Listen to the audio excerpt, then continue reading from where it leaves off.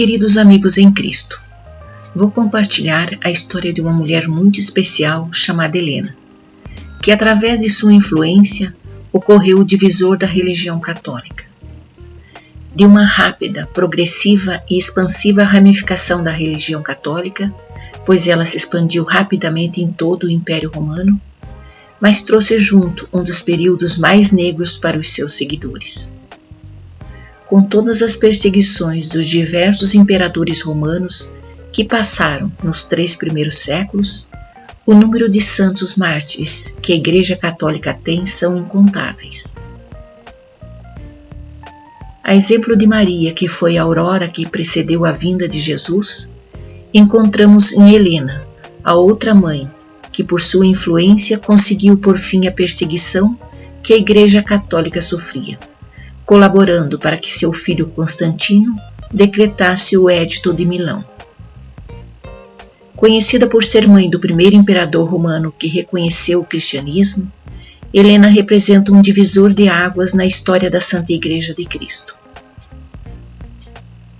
O exemplo de sua vida e sua influência sobre seu filho foram fundamentais para transformar o cristianismo em uma religião aceita pelo Império Romano e encerrar as perseguições a que eram submetidos os cristãos dos primeiros séculos. Para compreendermos a sua importância para a história da Igreja, é necessário traçar um breve relato histórico daquela época. Embora não fosse bem recebido, fosse perseguido e considerado como uma seita, o cristianismo havia se alastrado de forma impressionante por todo o Império Romano, desde o primeiro século, principalmente por meio do trabalho desenvolvido pelos apóstolos e discípulos que saíram para evangelizar formando igrejas. Helena nasceu em Drepamin, na Bitínia, no Golfo da Nicomédia, hoje pertencente à Turquia. Essa cidade mais tarde, em sua honra, passou a se chamar Helenópolis. Ela era uma jovem inteligente e de rara beleza. A sua delicadeza levou o jovem oficial Constâncio Cloro a apaixonar-se, e apesar do seu nível social ser considerado mais elevado, e mesmo Helena não tendo direito ao título de seu marido, casaram-se indo morar na Dardânia. Viveram muitos anos juntos e dessa união nasceu Constantino. No fim do século III, o Império Romano passava por uma grave crise. Estavam com grande dificuldade de manter o seu imenso território diante das invasões bárbaras, e assim o Império foi dividido em 2 partes, a ocidental e a oriental. Constâncio Cloro, pelas defesas que fez à frente de seus soldados, defendendo as fronteiras do norte do Império, tornou-se César do Império Romano do Ocidente. Quando assumiu o alto cargo de imperador, lhe foi indicado fazer um novo casamento por conveniência e ficar com a guarda do filho Constantino. Com a morte de Constâncio em 306, Constantino reivindicou para si o título de imperador do Ocidente. O sonho de Constantino era unificar novamente o império dividido. Mas o trono do imperador foi usurpado por Magêncio e Constantino uniu forças militares para combatê-lo e reconquistar o império. Nesse período, Helena já havia conhecido e se convertido à fé cristã, principalmente por meio das epístolas de São Paulo. Preocupada com o risco que corria a vida de seu filho, Helena rezava fervorosamente por sua conversão e para que ele saísse ileso da batalha. Em outubro de 312, na véspera da famosa Batalha da Ponte Milvia, uma das pontes sobre o rio Tibre em Roma, a tradição diz que Constantino teve um sonho com um anjo, que lhe teria dito que batalhasse sob o sinal da cruz, colocando-a nos estandartes e escudos. O anjo teria dito a famosa frase: "Com este sinal vencerás". Constantino obedeceu e a batalha foi vencida por ele. O arco de Constantino, ao lado do Coliseu, foi construído para lembrar essa vitória. Constantino foi proclamado imperador e, em junho de 313, assinou o Edito de Milão, quando oficialmente a religião cristã ganhava a liberdade de culto. Tem um vídeo no canal e vou deixar na descrição. Entre suas primeiras medidas, o novo imperador mandou chamar a sua mãe, Helena Flávia Júlia, a quem amava muito, e por volta do ano de 325 lhe concedia todas as honras, sendo condecorada com o título de Augusta, ou Imperatriz. Além disso, mandou fazer moedas com a imagem dela e lhe deu planos poderes para utilizar o dinheiro do governo nas boas obras que quisesse. Santo Ambrósio narrou que, apesar de ostentar tão alta dignidade, Santa Helena se vestia com simplicidade e era conhecida por sua intensa vida de piedade. Nesta época estava à frente do papado o Papa Silvestre I, que teve uma valorosa e harmônica relação com Constantino. São Silvestre foi o primeiro Papa de uma igreja que conseguiu exercer seu pontificado com tranquilidade, sem perseguição, exílio ou assassinato, como muitos dos seus antecessores dos primeiros séculos. Helena teve uma grande influência nos primeiros anos de liberdade do cristianismo e, graças a isso, a igreja recebeu o Castelo de Latrão, que serviu como residência e administração papal durante vários séculos, e ao lado Constantino construiu a primeira basílica, a Basílica de Latrão, que é considerada a igreja mãe da Igreja Católica até os dias de hoje. Também tem um vídeo no canal falando sobre ela. Por influência de Helena e de seu filho, é que foram construídas também em Roma a Basílica de São Paulo Extramuros e, por último, Santa Helena construiu a primeira Basílica de São Pedro. O imperador, entretanto, apesar da importância que dava ao cristianismo, ainda não havia se convertido. Cometeu um crime terrível que chocou até os senadores pagãos e que justificou a peregrinação de Helena à Terra Santa como uma forma de pedir perdão pelo pecado do filho.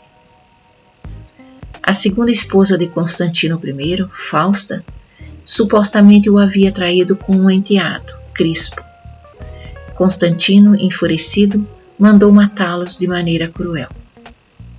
Quando Helena soube do crime, ficou escandalizada com a conduta do filho. No ano de 326, ela partiu para a Terra Santa, pois era um sonho que tinha, e pensou que desta maneira se aproximaria de Cristo e rezaria por seu filho. Chegando a Jerusalém, a cidade não parecia em nada com o que ela havia lido e imaginava. Haviam mudado o nome para Hélia Capitolina, sendo dedicada aos deuses Júpiter, Juno e Minerva. Com tristeza, constatou que não havia quase nenhum resquício da vida de Cristo. Helena desejou ardentemente encontrar o Gólgota, o monte onde Cristo foi crucificado. A partir dos evangelhos, mandou que se escavassem os pontos onde poderia ter ocorrido a crucificação e nada encontrou. Certa de que não conseguia seu objetivo por um castigo divino pelo pecado de seu filho, empreendeu uma peregrinação por toda a Terra Santa, a pé, começando por Nazaré, onde ocorreu a anunciação do anjo. Procurou a casa de Nossa Senhora e a encontrou, demarcando-a, e lá foi construída a Basílica da Anunciação. Depois, dirigiu-se a Belém. Lá encontrou o lugar de nascimento de Cristo e construiu a Basílica da Natividade.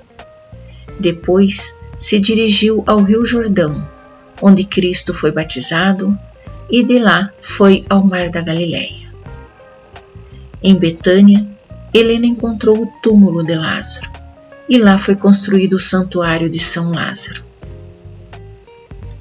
Ao fim de sua peregrinação, voltou a Jerusalém, certa de que o caminho percorrido por ela foi agradável a Deus e que agora encontraria o Gólgota.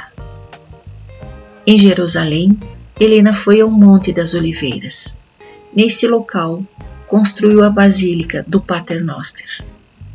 Entretanto, o Gólgota ainda não havia sido descoberto. Com um sinal divino, Helena descobre que o Monte do Calvário localizava-se onde estava construído um templo pagão. Manda demolir o templo e os escavadores descobriram enterradas no local 3 cruzes.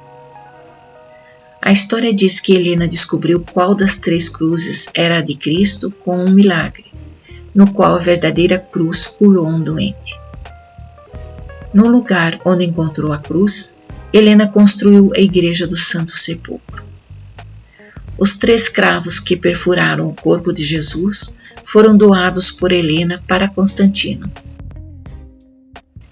Um foi incrustado na coroa de ferro, conservado na Catedral de Monza, como lembrar que não existe soberano que não deve sucumbir à vontade de Deus. A Basílica de Santa Cruz de Jerusalém, em Roma, tem o seu piso alicerçada com terras de Jerusalém, construída para receber as preciosas relíquias trazidas por Santa Helena e que foram consagradas no ano de 325.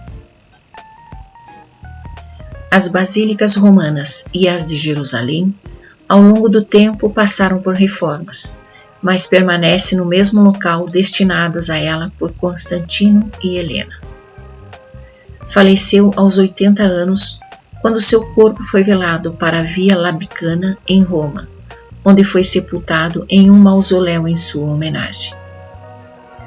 No século XI, seu sarcófago foi transportado para a Basílica de Latrão e hoje está conservado no Museu do Vaticano.